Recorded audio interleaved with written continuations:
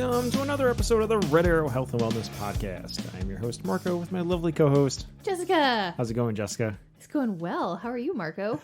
I'm hanging in there. It's actually not going well.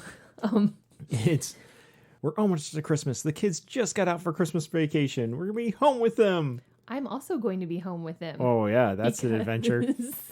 We are having a pretty big outbreak of COVID at work right now. So I'll be home this week. You'll be working from home. You've got work to do. I'll be working from home. I have work to do. The kids will be home. They don't have any school right now, so they have nothing to do. Oh, it's going to be an adventure. Actually, that's what a big part of our topic for tonight is going to be about. But before we get to all that, what are you drinking?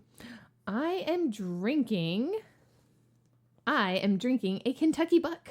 What is in a Kentucky Buck? It is... Does it involve venison? No, it does not. It actually tastes a lot like a Kentucky Mule, except it has Angostura bitters in it. So that's good. And it gives it a nice little bite. So it's a Kentucky Mule mixed with an Old Fashioned? Kind of? I guess. If they got together and had a child, it'd be a Kentucky Buck? Sure. Mm-hmm. Yep. So what is it? It's Angostura bitters and a half ounce of simple syrup, which we used our sugar-free simple syrup that we have talked about numerous times on this podcast before. 0.75 ounces of lemon juice and 2 ounces of bourbon. And then you mix it all up in a shaker, and then you strain it over a fresh glass of ice. And then you top it off with ginger beer. It's delicious. Awesome. And you garnish with a lemon. Mm-hmm. That's important. And you have your sugar-free ginger beer. I do. That we've talked about a bunch of times, so we don't need to go into it again. Yep. It's fantastic. Cool. What are you drinking? I'm having a Sazerac, which I've gone over before on how to make them before because they are my favorite. Mm-hmm.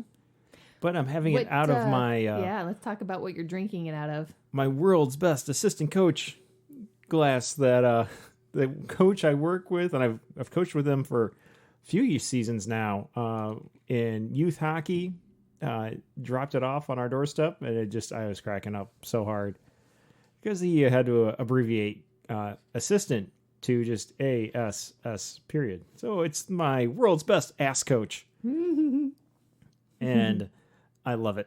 It makes me smile when I look at it. That's awesome. Yeah. I think it's hysterical. In track and cross country, I'm the head coach. In hockey, I'm the ass coach. You're the ass coach. I got it all covered. So funny. Yep. Oh, well, with your Kentucky Buck and my ass coach, there we go. Sazerac. Cheers. Cheers. I got to say, Coach Dan has a great sense of humor. He and I are on the same page in terms of coaching philosophy, but also with humor. Mm-hmm. So I absolutely love this ass coach.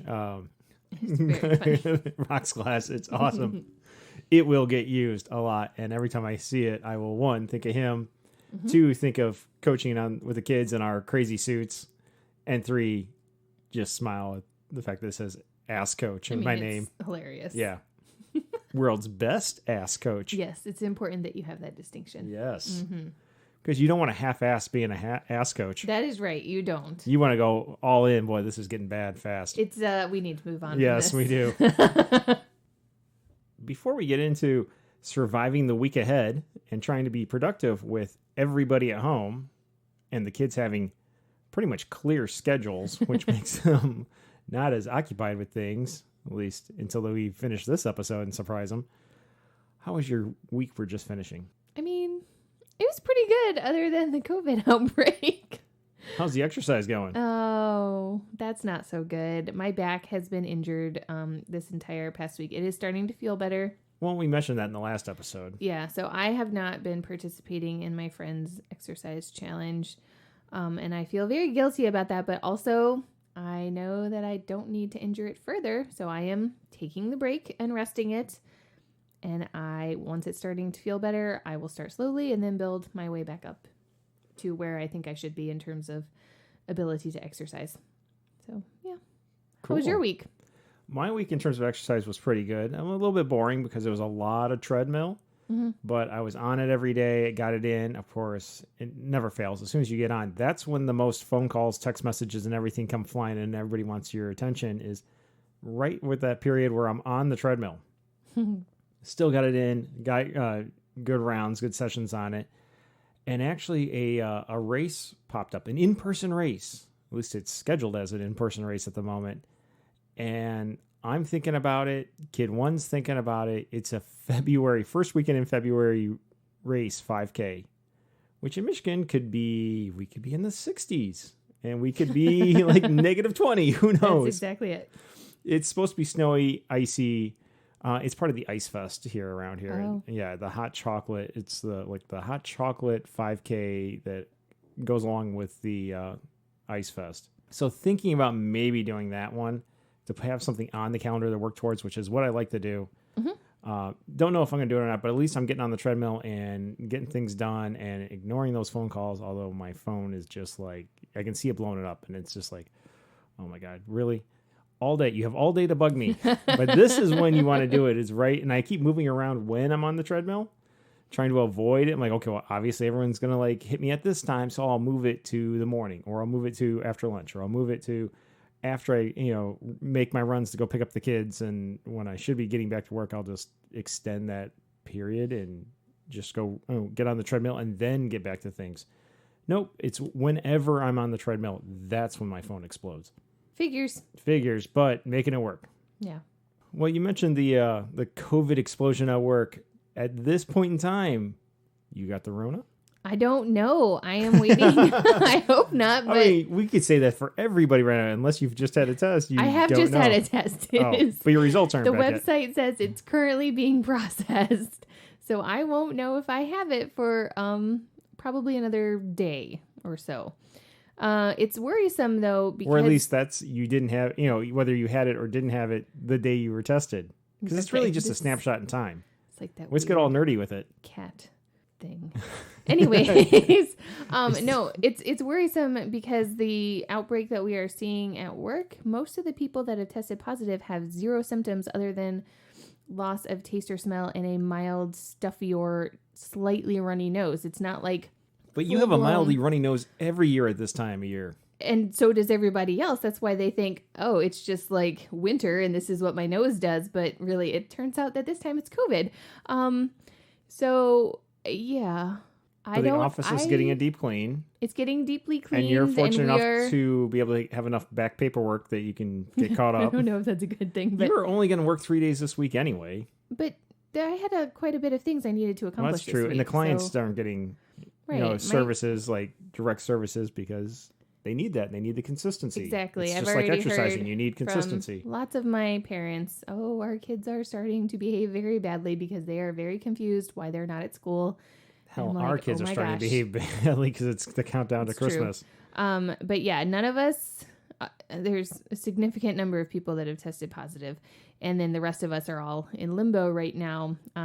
We've all got our fingers crossed, and we're hoping, we're thinking good negative thoughts, but I don't know at the moment. So we'll see. Well, it's just like last time you had a COVID scare go through the workplace. It's like, all right, well, we'll wait and see. And we'll either be home for the holidays or we'll be home for the holidays. So it doesn't really change much. We're just staying home. We're not going out. We're not doing stuff. So, we're either quarantined home for the holidays or locked down home for the holidays because we live in Michigan. Exactly. I did love the latest executive order. Well, it's not an executive order. It's the health department. The health department said it's okay now that the one that ended on the 20th, it's okay now for high school students to go back to school in person. Yeah, that came out like the afternoon that school got out for Christmas vacation. Mm-hmm. So it's like, oh, okay. I don't believe them, but do you think that when we get to like New Year's, they're going to go, and high school's going remote? So they had that 2-week period where they could be in person, but everyone's on vacation across the state anyway. I think that we're going to have another 2-week lockdown when it's time to go back to school, and everything will go back to being virtual because people are going to travel, people are going to get together, people are going to see their families. You said that after Thanksgiving too. And what happened after Thanksgiving? We had a 3-day. Our school district had the elementary kids and the middle school kids go home for 3 days. They were virtual. And they went back to school. I'm surprised it wasn't longer. Oh, I am too, but I'm thankful that it wasn't. I'm sure you are. But I don't know. I am just thinking. I had to send out the Debbie Downer email to the hockey leagues going, look, no organized hockey. It's getting punted down the road. There's nothing we can do. We are going to resume the current season where we're at. We're going to have the playoffs as soon as they let us. But I keep having to send these emails every few weeks when it's like, all right, the plan is as soon as we can get back on the ice and play organized hockey with referees and everything, we're going to do it. And this most recent one I sent out, I'm like, look, when this next order, which extends to mid-January for us, because as soon as it ends, it is both the birthday of the inventor of the Zamboni, Frank Zamboni, as well as the birthday of the local hockey commissioner. It's you! Yes. And what better way to celebrate both those important hockey birthdays? One vastly more important than the other. Those hockey birthdays, though, I celebrate by getting back on the ice and playing organized league hockey. You're not wrong. I know. We'll and yeah, look, I'm not like naive. We're probably going to get another one of those right on the eve of it going, okay, 2 or 3 more weeks. And it's like, oh. But I really would like to get back to organized hockey. I would like to get back to organized everything. I know. But you especially like organized hockey because I disappear for the evening and you get to watch horror movies and chick flicks and whatever else you want to watch. Just bad Lifetime movies. I love bad Lifetime movies, especially the ones from the mid-90s. Those are my jam. And you love gory horror movies. The bloodier, the better. Basically. And I'm like, nobody will watch them with me. Nope. Your buddy who used to watch a lot of those with you is stuck out in Colorado. She is. She's not coming home to Michigan this year. Don't blame her. Do you think she listens to this? I don't know. Maybe. I don't know. Maybe. We do get hits from Colorado, so. Oh, then it's probably her. Maybe. I don't know. We'll see. We get hits from New Zealand. Who's that? I'm guessing it's New Caledonia. I think it's a P. England. France. Belgium. More P's. Germany. P's. Brazil. I have no idea. I have no idea who's listening. Canada. I wish that they would like send us notes and be like, I listen. We may put up a post, though, talking about Oak Island and the Mari Vineyard when we were up in Traverse City. Mm-hmm. And almost immediately, we got a hit from Nova Scotia. Oh, that's fun. Yeah, I'm like, ooh. I wonder who that is. I wonder if it was them. That'd be interesting if it was. Well, we're closing in on 10,000 downloads, by the way. What? Yeah. That's crazy. I know. Like, Somebody's listening. That's Many great. people Thanks, are guys. listening. Well, yeah, start thinking about what we're putting up for a post when we hit 10,000. I think it'll be drinking related. Well, usually it is. We usually have a toast, a cheers to everyone cheers. who has listened. Yeah. Yeah. Yeah. Oh, did we do a cheers tonight? We did. Oh, well, let's do it again. You and cheers again. Almost with your ass 10,000. glass. My ass glass.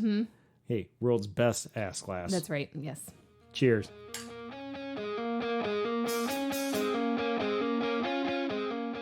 Hey, speaking of drinks, I found something on the internet. Is it called an ass glass? It is not an ass glass, but you could probably drink all of these out of your ass glass if you wanted to.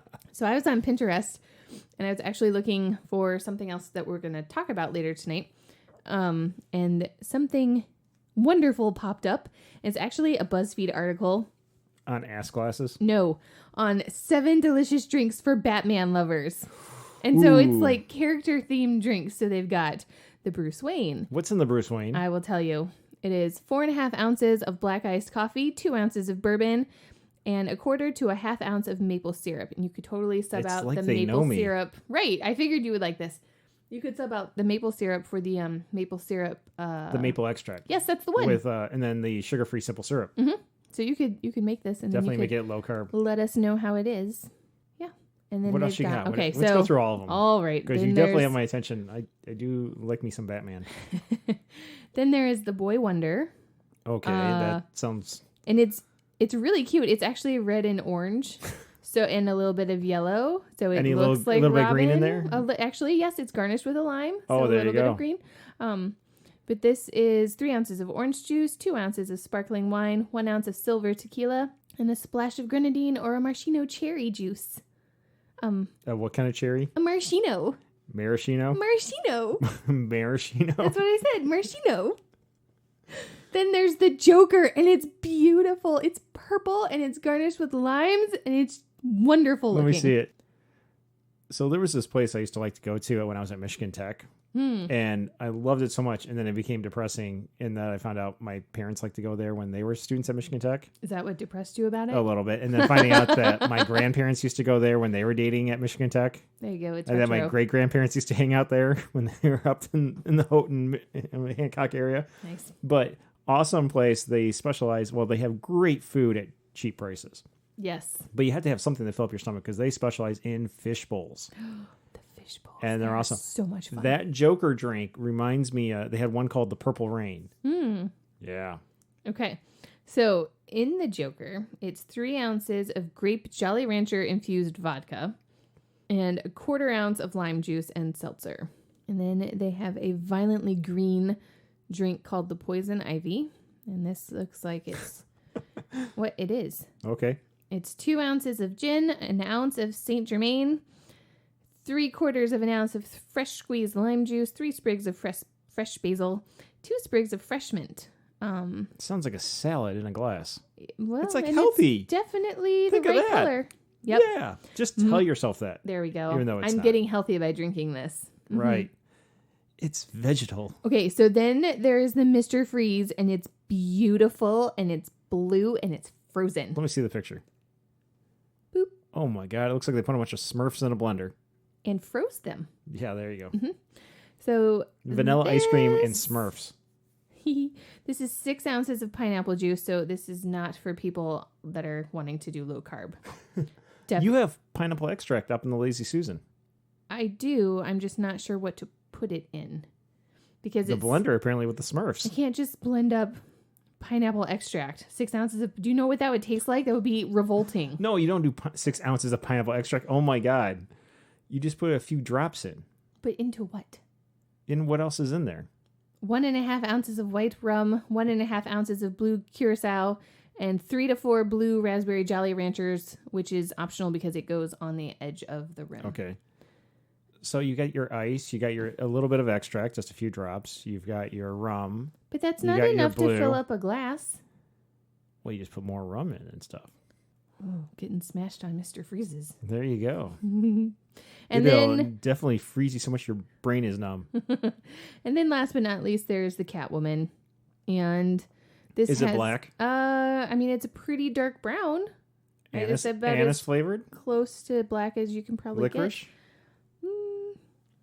This says it's 2 ounces of bourbon whiskey, 1 ounce of sweet vermouth, 1/2 ounce of creme de cassis? Cassis? I'm not sure how to pronounce that. Well, I don't know. I can't see it. Yeah, I can't read that from way over here. Okay. And 1/2 ounce of fresh squeezed lemon juice and a dash of bitters. Here, now you can read it with your bad eyeballs over Thank there. you. I have never seen that. Creme de cassis. Yeah, I don't know. Creme I de assume cassis. it's brown. Sure. Maybe. I don't know. You know what? Let's see. No. Yeah. Siri, what is creme de cassis? Here's what I found.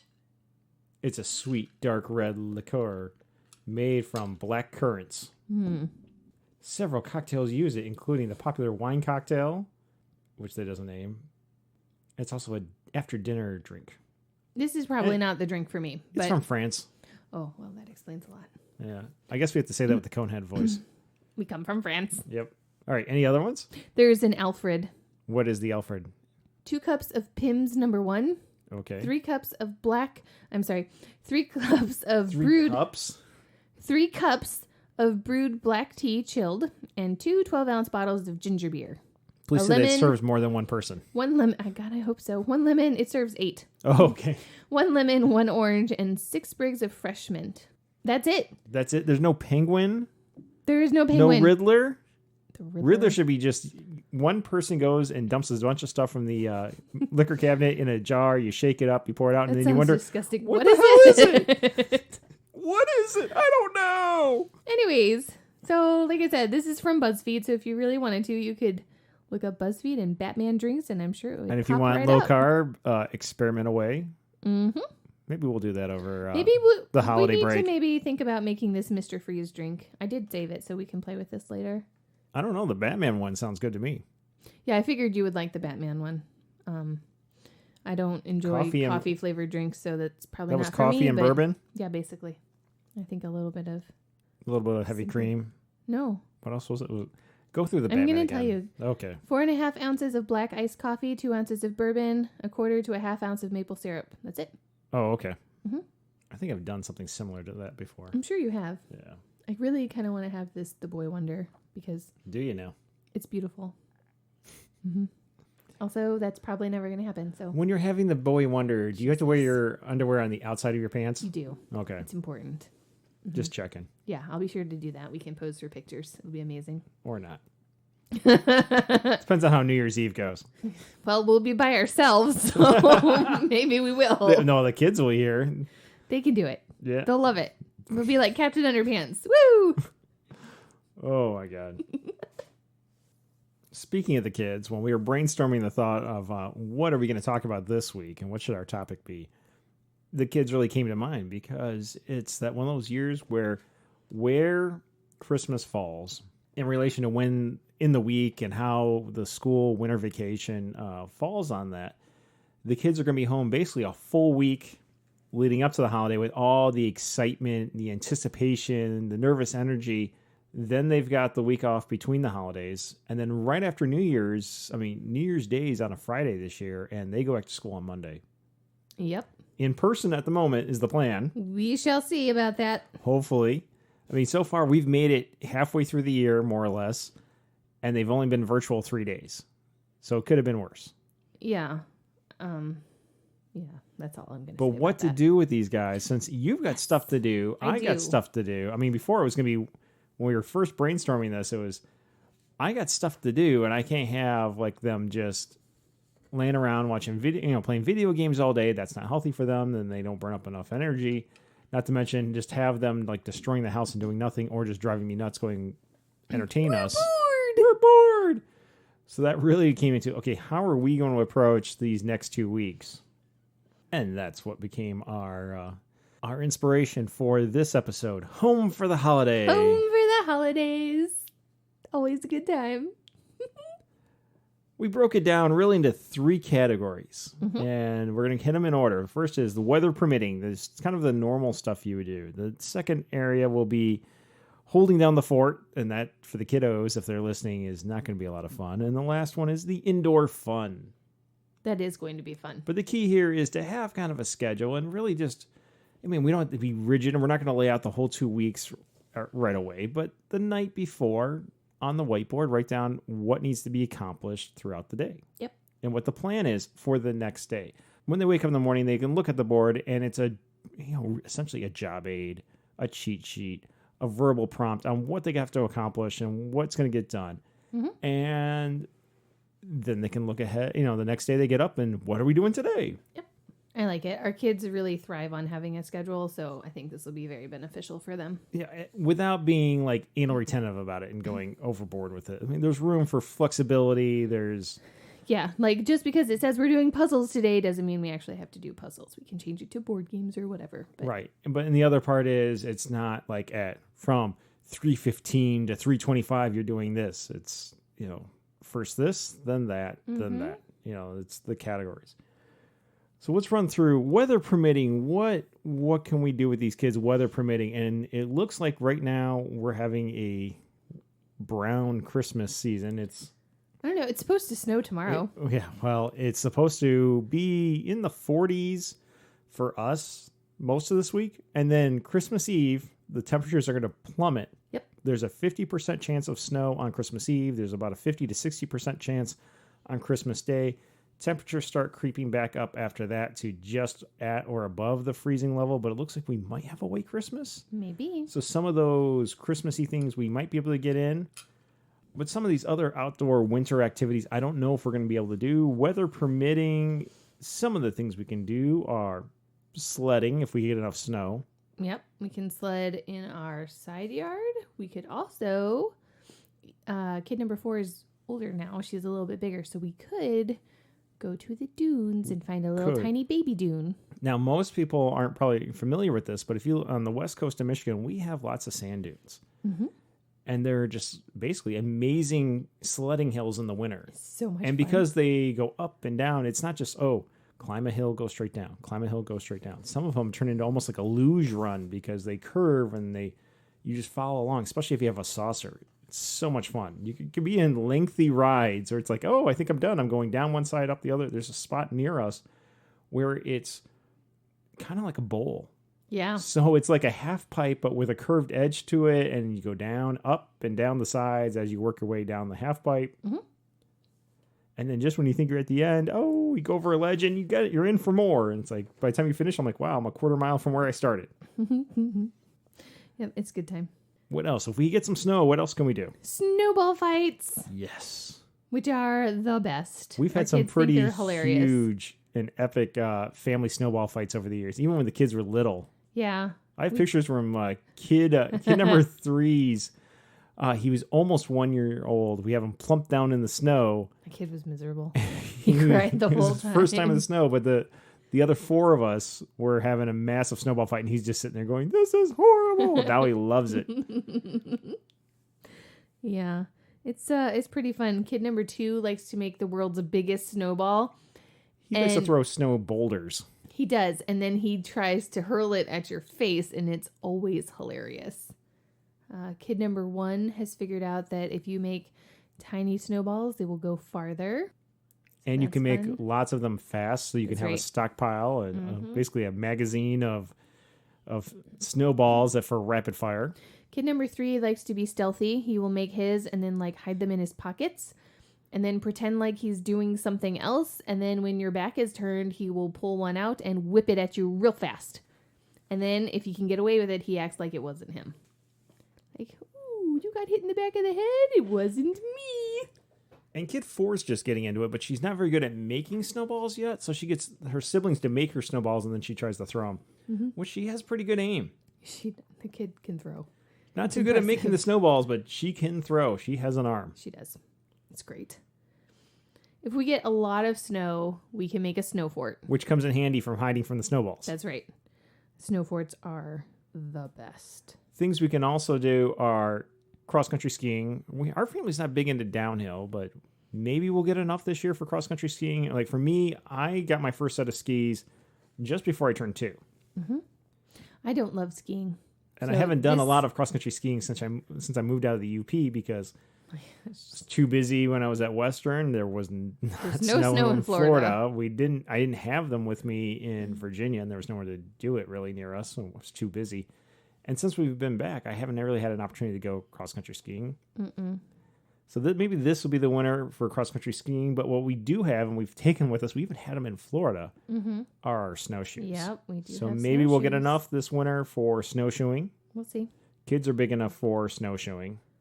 Also going along with the snow theme, though, maybe we get enough for a fort and snowball fights, building a snowman. Yes, the kids love to build snowmen. At least I'm talking about our specific kids. Most they like kids getting really more like and more it, creative with it too.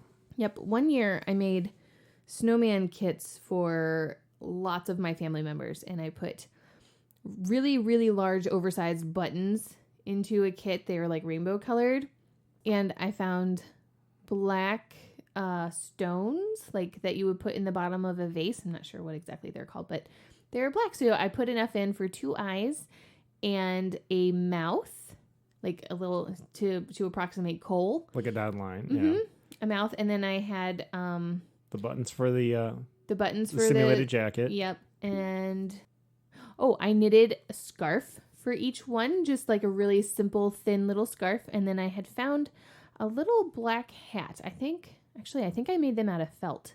It was really simple. I just followed a pattern that I had found online, and I put it together. And I gave everybody their snowman kit. And made for easy Christmas presents. And I made felt carrot noses, like a carrot out of felt. And it was really simple. You just took a piece of felt and you cut it into like a triangle, and then you wrapped it around a chopstick, and you put a little bit of stuffing in there and then sewed the end.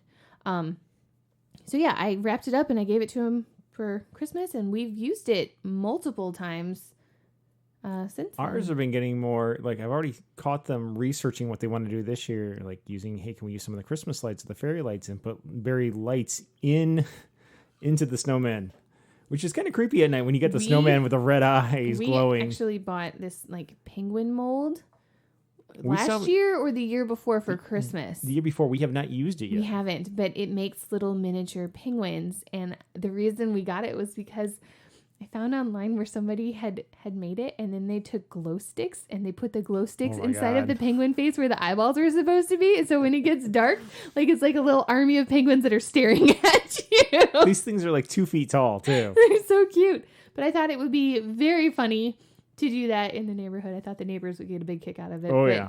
we haven't had a chance to do it yet. Maybe this is the year. Maybe. We haven't had... the past few winters have been pretty mild. Mm-hmm.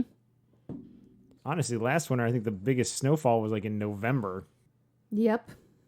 Well, no, whether you have enough snow or not, one thing you can do are going for hikes and walks. And even if it's like this, you can go for a hike or walk. It's a beautiful, it's right now, other than cold, just dress appropriately and go. And even if you do it in the evening, you can go look at the Christmas lights. And there's some places like near us, there's light displays where you can go walk at night as a family, get out of the house, but still be socially distant and just enjoy each other's company and see the festive lights and get a little exercise. Something that I heard about earlier this week is something called an outdoor scavenger hunt. And there's actually... Well, I mean, we've talked about just scavenger. listen. Okay. So there's actually a company that provides them nationwide, and it's like a thing. So if you live near a major city, you could always look up like Chicago and scavenger hunts, and I'm sure it would pop up. But if you are like us and you live in the middle of Podunk, you could make your own and then have your family go on that scavenger hunt where the kids have to like solve it, and you can go and explore different places that maybe you haven't already been in your town that you've been wanting to go and see. Yeah. And it's outside, so it's all socially distanced. And while you're out and about, you could also buy car, because we mentioned walking around and looking at the lights, just hop in the car and tour lights, which we discussed last episode when we were talking about family traditions. We do that. Yep. Hop in the car, get out of the house, put the electronics away unless you're trying to take pictures or something. Get off the entertainment, the video games, and go look at the lights that people have put up. Yeah. And this year, some people are really going all out because what else are they going to do? It's true. We do like to make hot cocoa and take it in the cars when we go into With a lid. With a lid, of course, and probably a straw, especially for kid Or a number 4. sippy cup, yeah. Yeah. But that adds to it. Some years we've given them little bags of popcorn that they can eat with their hot cocoa. They think it's really fun. The shop vac comes in handy after that when it comes time to clean up the car. It for sure does. Especially around kid number 4 seat. And then with this kind of mild winter we're having so far, fire pits. If you have a fire pit, awesome. This is the time you can get it, bundle up, go out there, have some cocoa, make some s'mores, just sit around the campfire and talk. If not, easy to put one together and get it. You can get a galvanized metal tub or bin from your farmer tractor supply type store or even Home Depot, Lowe's, whatever. Get one of those, make a fire pit, throw some wood in, and just, if you got little ones, you got to watch out for them around it. But it's not so bitterly cold that it's just miserable being out there. It's that kind of in between, and even with some flakes coming down, it's just nice. Enjoy each other's company outside. Have a cocktail for the adults. Make some hot chocolate for the kids. Make some hot chocolate for the adults. Put some bourbon in the hot chocolate for the adults. Whatever. And talk to each other. Tell stories. Ghost stories. Pretend like it's fall. Go around Christmas and do ghost stories. Family stories where you just start, telling a story and then pass it to the next person and see where it goes. Oh, It's that's entertaining. always fun. Yes. It is. Mm-hmm. What else can you do, Jess? Outdoor skating. Usually there's an ice skating rink somewhere, either in your town or in the next town over. I mean, the indoor rinks are having a hard go of it right now, and depending on what state you're in terms of operational status, but the outdoor ones should be opening up soon. And of course, it depends on local ordinances and state ordinances and whatnot. But like near us in South Bend, they have one where it's a skating path. Yeah. And there's a big one in Chicago at Mary Daly Park in Chicago. I'm not sure that one's open this year. Oh, crap. I think It's beautiful, though. Like, I still want to do that one. But the one in South Bend is operating, and they're taking reservations so they can keep a cap on the numbers. Mm-hmm. So you can't just show up and go.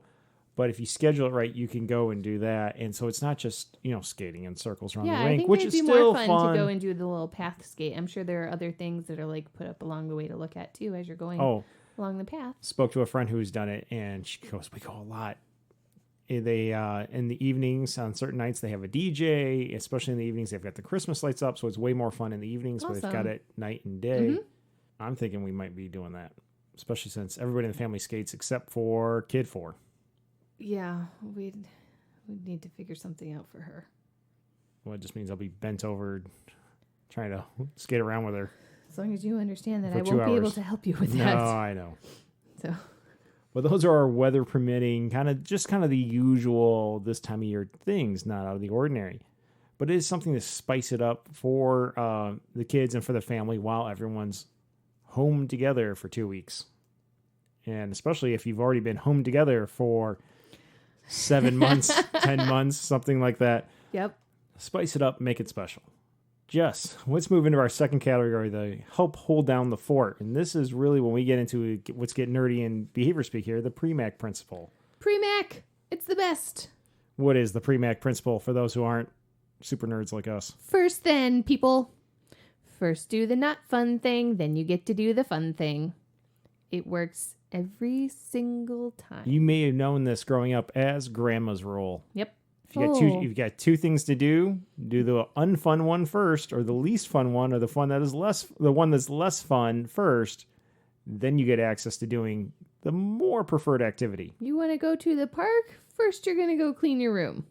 You got to clean your room and do the dishes? Well, which one do you hate more? That's true. You hate doing the dishes more? Do that one fun first, then clean your room. Yeah. Mm-hmm. Yep, it works every single time as long as you actually enforce it.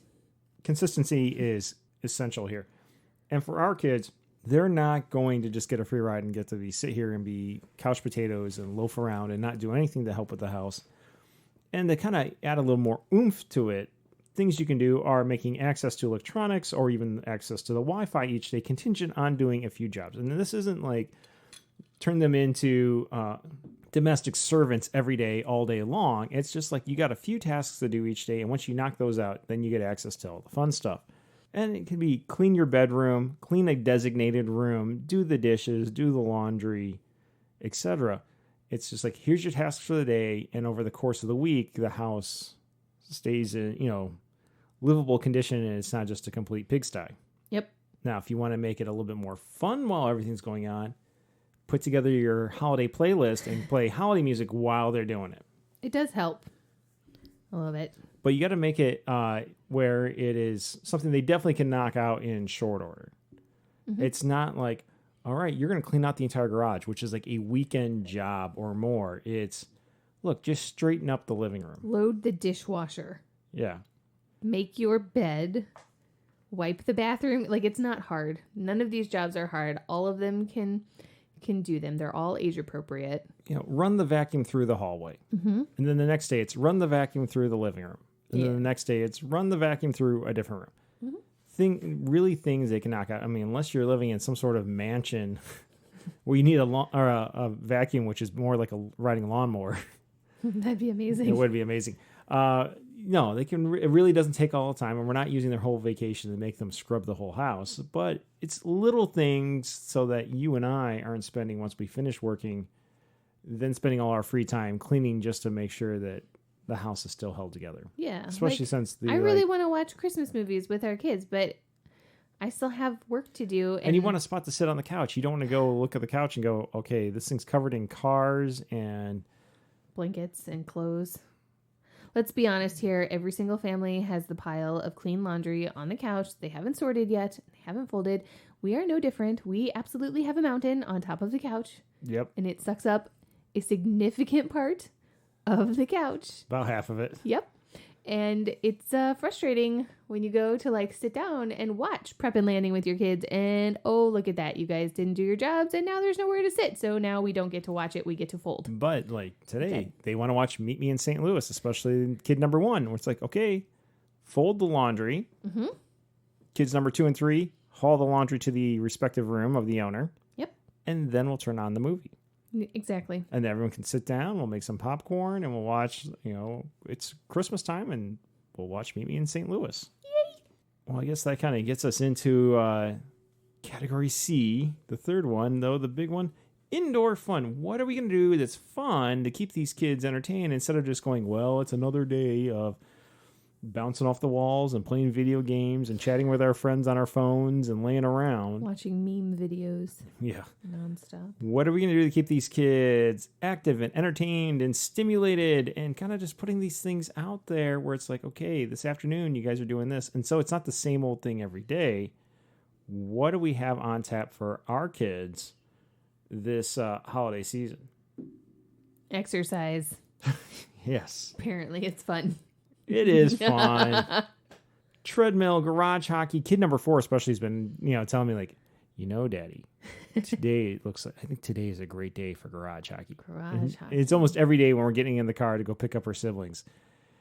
Today is a great day for garage hockey. Indeed. Okay, if that's what you want to do, that's fine, because all 4 are out playing garage hockey and I can be on my computer getting some work done.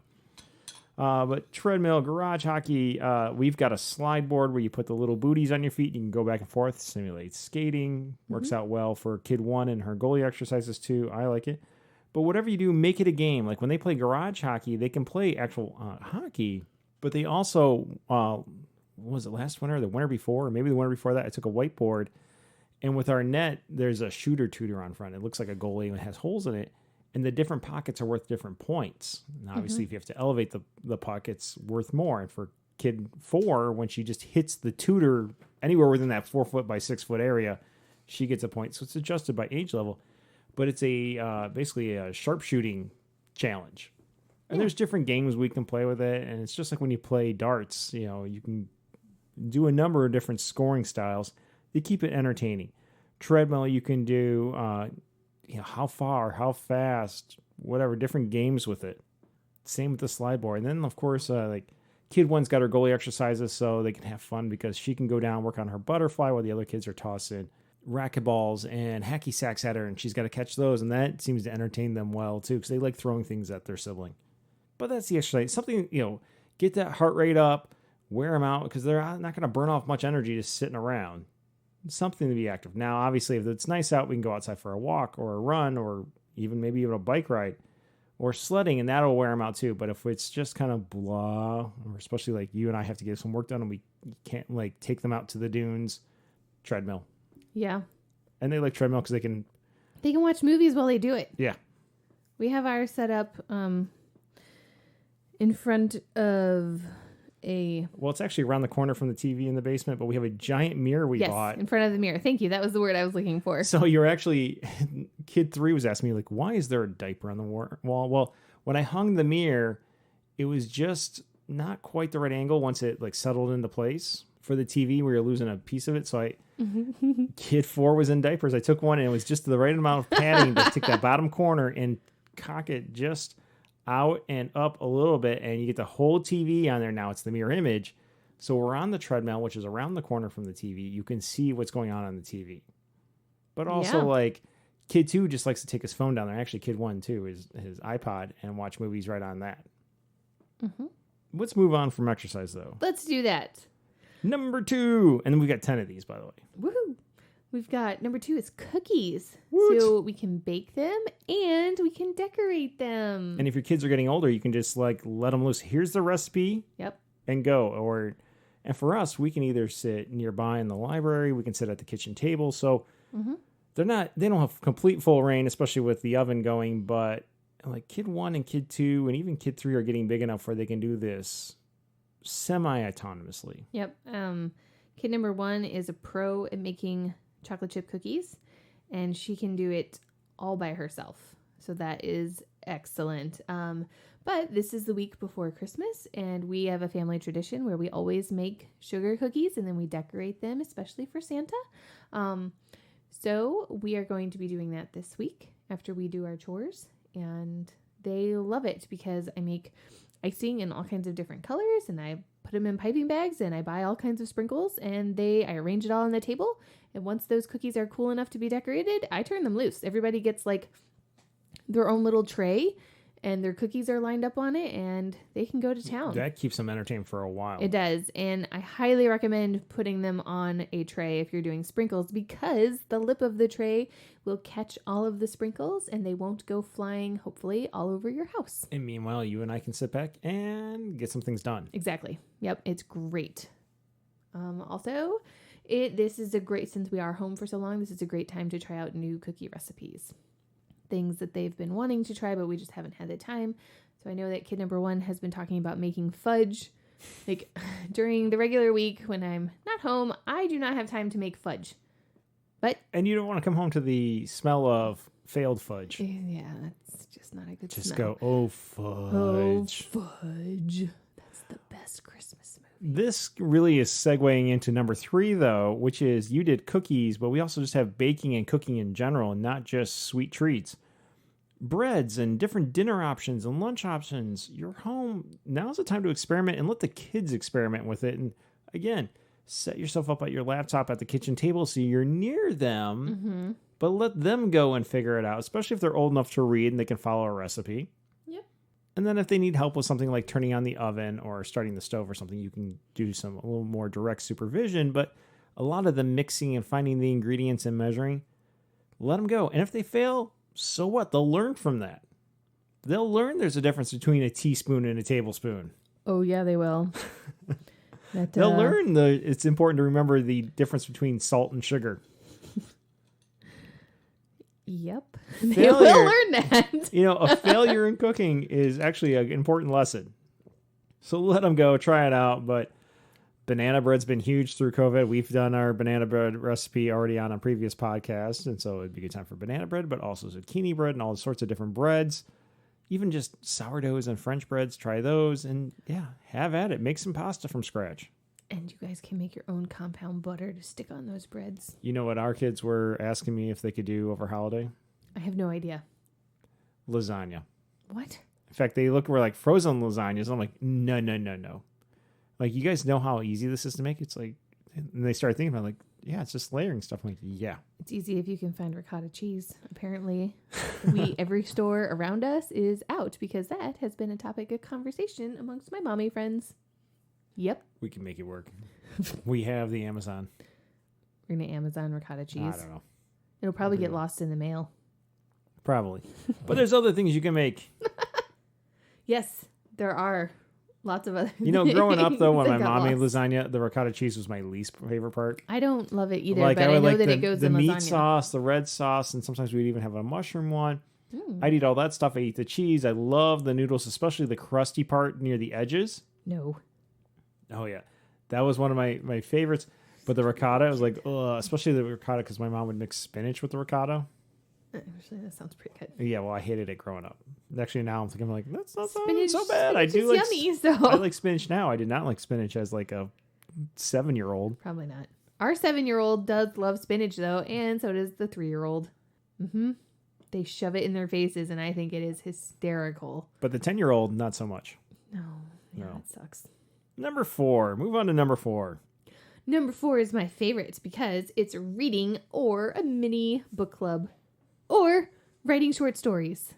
To share in a mini, literary group or almost like a beatnik poetry reading. Something like that. The book clubbing right now, you can either all read the same story individually and then talk about it, or you can say, okay, each person talks about their book. Yeah, I am in favor of doing that. Especially because, for us, Christmas is not complete unless you get at least one new book under the tree. One. It's always way more than one. It's usually a stack per kid. It's important. You can never have too many books. Well, we do have a library in our house. So exactly. Yeah. You can never have too many books. Every room has bookshelves in addition to the library. Yes. So they are getting all of these new books, and having a little book club would be a really fun thing for them to start doing once they dive into their new stacks of books. We already kind of have one going on because the older 3 are working their way through the Harry Potter series, and they're down to books 6 and 7. Yep. And so they've already been discussing, but then there's also you hear them in a fight, spoilers, no, I'm not to that book yet. So they are discussing, and adding that into other books works well. Other than just Harry Potter and the Diary of the Wimpy Kids. Diary of a Wimpy Kid. The Bad Guys books actually are wildly hysterical. I highly recommend those, especially if you have somebody you're trying to get hooked on reading. Bad Guys series. Best age groups for Bad Guys series? 5 through 12, I think. Although there's ones where you were reading them to the kids, and you were and especially even when you're doing the side-by-side where you read a page, they read a page, you were dying laughing. I mean, Aaron Blabby is very, very funny. All of his books are wonderful, not just the Bad Guy series, but Bad Guy series is legit the best little kid series out there right now. Our kids also really enjoy Captain Underpants, Dogman, I don't know, whatever. one of those other Dav Pilkey series. Let's see, who else? Kid number 1 has been really in love with the 91 story treehouse or the 104 story treehouse. Any of those something story treehouse. It's a whole series of books. They're apparently very funny. She's read all of them. She thinks they're amazing. She also really likes fantasy books.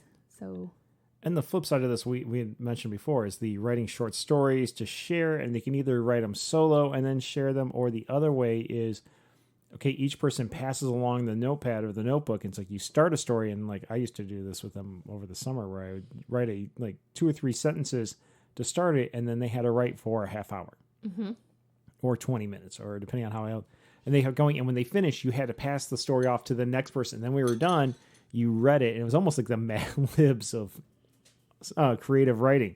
Yep. And the stories it's interesting to watch the twists and turns and the creativity. It's my favorite thing. And there's so many pro socials that go along with this, of interacting with your peers or your siblings here, and family dynamics, and it creates great conversation, but also a great love of literature, and gets them excited, hey, I want to read the book that so-and-so just read. And also just the writing part too is great. All these extra skills, and make it fun and hilarious. We do occasionally have to put caps on how many poop and body part words can show up in something. Especially with the second grader. I do though, because sometimes they don't want to do this exercise, and they'll write, and then she was a big stupid head, the end. And I do like that we always... And then she died. But then you get the next kid that comes and she came back as a zombie. Which is okay, they resurrected it. Or we correct them and say, hey, we are trying to write a story here. You can do better than saying, and she was a stupid head and she died. Come on, put more details. How exactly did she die? What was she doing? Why is she a stupid head? Exactly. What is she doing? What does that look like? What does it sound like? Describe it. Use your words. Oh my God. It's like working with undergrads and talking about behavior. Yes. Next up, what do we have? Puzzles and board games and card games. Now for puzzles, I got 4 new puzzles, 1,000-piece puzzles each. This will be fun because our kids have not done a puzzle that big yet. Not yet. And so I'm going to set up one of our folding tables down in the basement. Down there, and we're going to put out a puzzle and just say, go, work together on this. They're excited. All 4 of them. I bought 4 because it's okay, maybe I'll find one where most of them are excited about it, but all 4, they're excited about all 4. Awesome. Visually stimulating, challenging. We'll see how it goes. I'm setting it up tonight, and we'll start with it tomorrow. So they can send them down and go, okay, all right, all of you, go down and work on it for a half hour. At breaks. It's all right, take a break from cleaning, take a break from reading, take a break from the treadmill, whatever, and just go work on the puzzle for a half hour or an hour. And we'll see how it goes. Now, it might just turn into Monopoly where they flip the board. Hopefully they don't flip the board.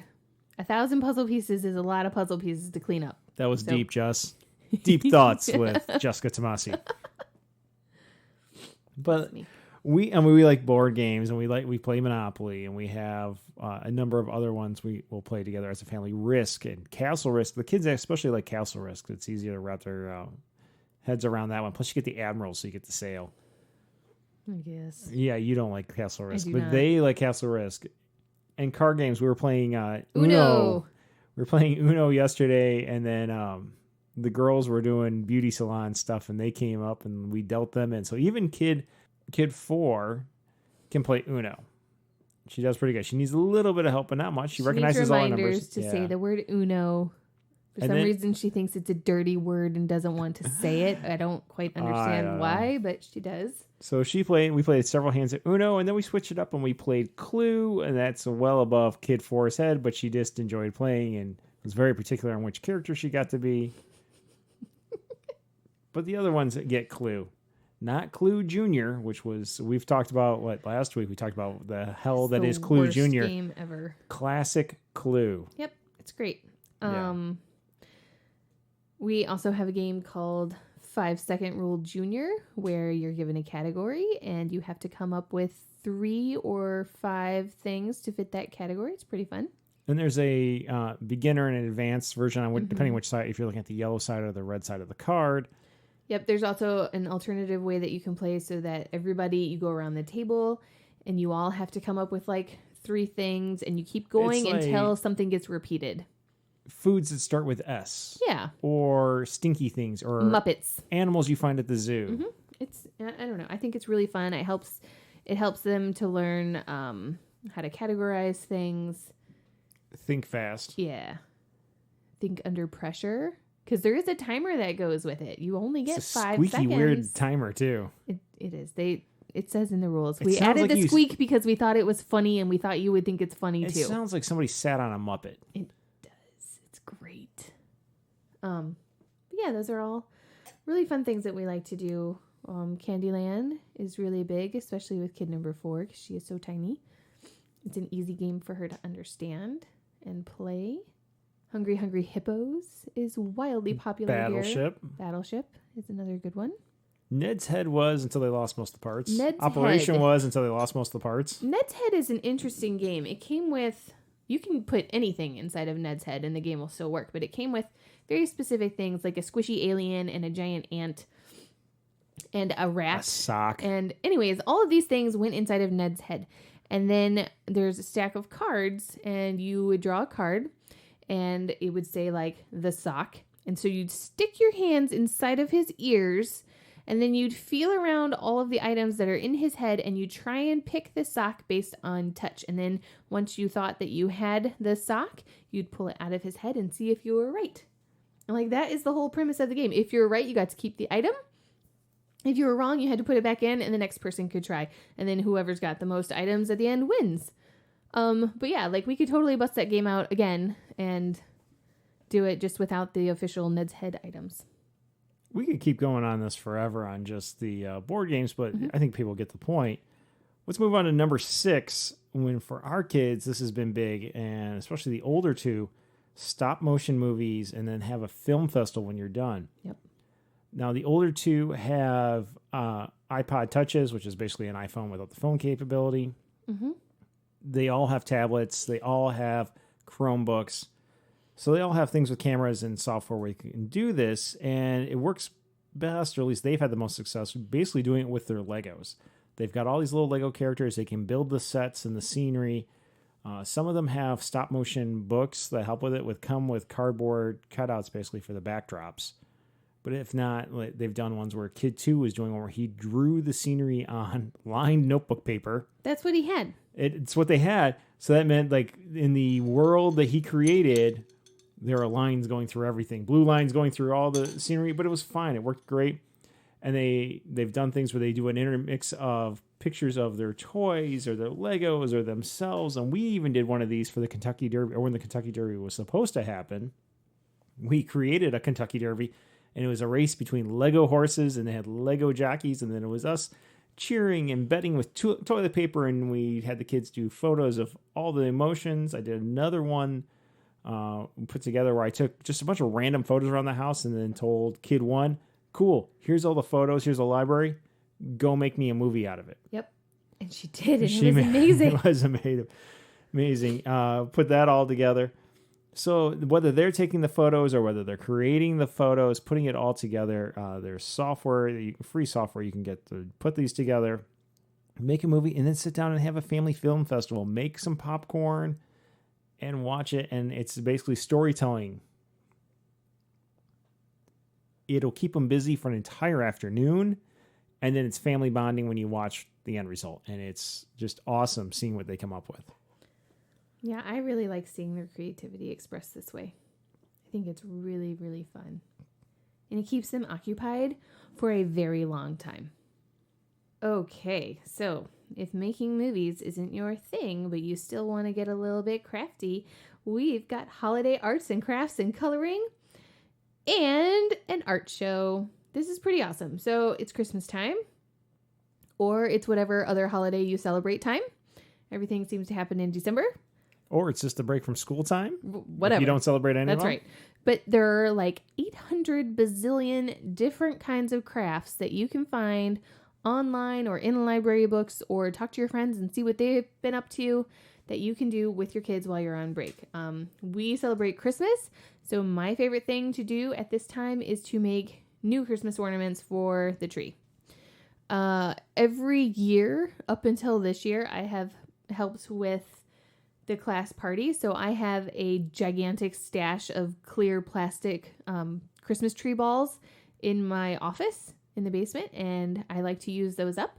So we have made glitter ball ornaments, and we have made melted crayon ornaments, and we have made pom-pom ornaments this year. We made ornaments where we created thumbprint reindeer on the ornaments. We took, one year during a party, I took a measurement of each child with a sparkly piece of ribbon, and then the kids had to put that ribbon inside of their Christmas ball, and they made a little tag, and it said, "This is how tall I was this year when I was in like second grade," or whatever it was, and you'll always have that reminder of me at this age or something like that. And it was very special, and it's very sweet.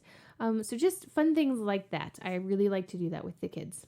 That's a lot of balls, Jess. It is a lot of balls. That's okay. So what if somebody who can't grasp or keep a hand on all those balls, Jesus. what else could they do? Something with a little bit less supervision. They can color. Do original arts and hang those up. Yeah. Here's the thing. All the things the kids are creating, you give them a holiday theme, point them in a direction that also can become holiday decorations around your house. Yep. And have a holiday art show. A really good thing to do is actually you can take a picture of your child's head and then blow it up and print it off of your printer like a 8x10 piece of paper.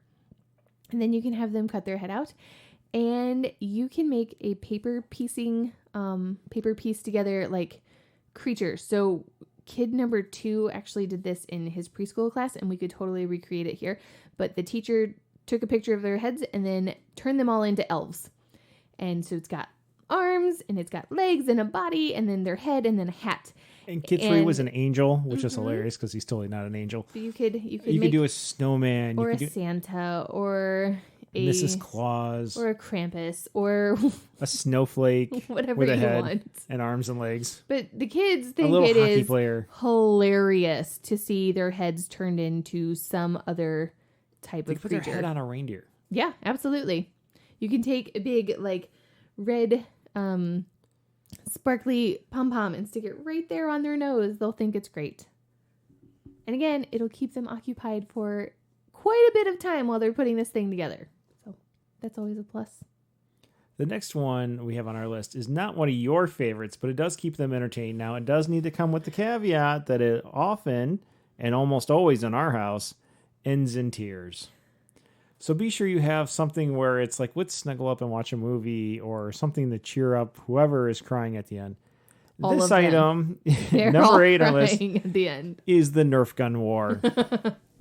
And we have lots of those little Nerf darts, and we have plenty of Nerf sidearms and Nerf guns, Nerf slingshots, everything. And yeah, they don't like that Dad can aim. I am Switzerland during the Nerf wars because Switzerland gets shot up a lot. Well, they go whizzing past I your hide head. in the corner and declare myself Switzerland, and everybody Take except photos. for you. You know, look, you might be Switzerland, or at least most of you, except for your butt, because I do like shoot you in the butt a lot. Yeah.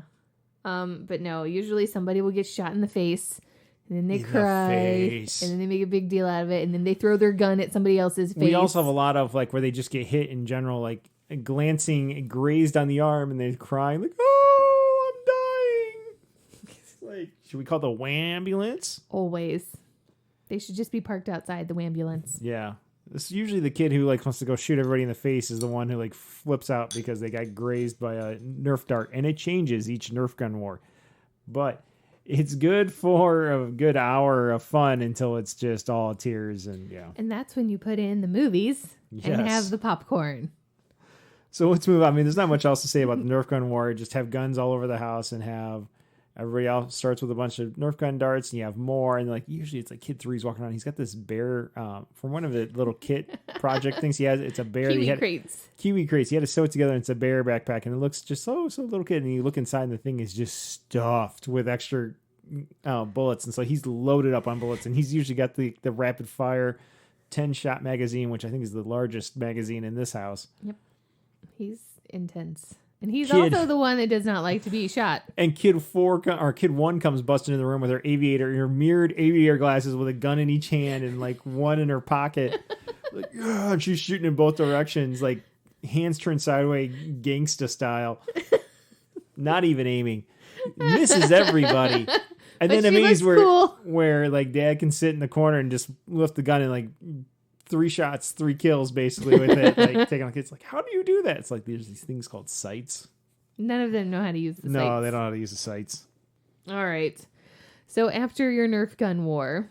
Scavenger hunt, photo scavenger hunt, or even a selfie scavenger hunt. Especially with they have, ours have the iPod touches, or they have tablets and stuff. They can go do this. Old school digital cameras. They can either, you can set this up for them, either a list of things to find, or if they can't read yet, like kid 4, you do a photo of the item they're going to go have to find, and then they have to go get it, take pictures. This will keep them busy for a while. They can do it either in the house, the weather's crappy, or you can't let them outside yet because you're working on stuff and they're small and they need to be supervised.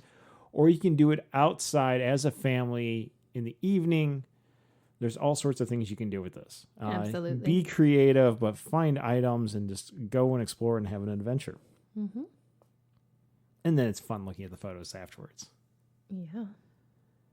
And that brings us to our 10th item. It's a music challenge. Ooh. What do you got for the music challenge? Learn a new song or an instrument. No instrument? Make one. That's true. If you've got pots and pans, you have an instrument. If Tissue you have boxes and rubber bands. Ladles and soup spoons or whatever, and you got a floor, you got instruments. You know what movie is good for learning how to make instruments out of things? What's that? Emmett Otter's Jug Band Christmas. Oh. They make instruments out of pots, and they make them out of jugs and out of old washboards. If you do have instruments, or you're creating your own instruments, and there are books on how to learn, and some, like, for a while they were turning out ones with CDs and DVDs on how to do it. But honestly, if you have YouTube, there's plenty of free content out there on learning a new song or a new instrument. In our library, we've got my old electric guitar. The kids are now big enough where they can pick it up and play it and learn a basic song. Kid 2 has his recorder. He's working on learning and reading or playing that. We've got a piano in the kids' playroom because they were taking piano lessons for a while. We got the little tiny piano. Kid 1's playing drums, and she's got her xylophone, and she's a percussionist. We actually caught her the other night. Like, we're hearing this noise. 9:45 at night. Yeah, and you're asking, like, man, I think that you need to trim the tree. It's blowing on the house. I'm like, the tree doesn't blow against the house so rhythmically for so long. That's kid 1. No, it's not. She's fast asleep. Like, that's kid 1. So I go up, lights on. She's drumming away on her floor with her drumsticks. It's like, go to bed. We told her the next morning, we can hear you when you do things like that. You can? Like, completely foreign concept to her. Yeah, kid, your room's not soundproof and you were drumming on the floor. Of course we can all hear you. Especially when the floor be lower. Right? But now is the time, especially learn a Christmas song. Kids are great at this. They can find the how-to video. I mean, ours have been using how-to videos on drawing different things and working on their art skills. So you might as well do it musically too, and we tap a different part of the brain. Yeah. Those are our stuck at home for the holiday suggestions. Those are things that we're going to be using with our kids. So sometimes we come up with ones like, well, these are things you could do. These are absolutely things that are going to be in place for our kids over the holidays to keep them busy, keep them stimulated, make sure they're having fun, but also make sure our house doesn't just completely crumble into a disaster zone.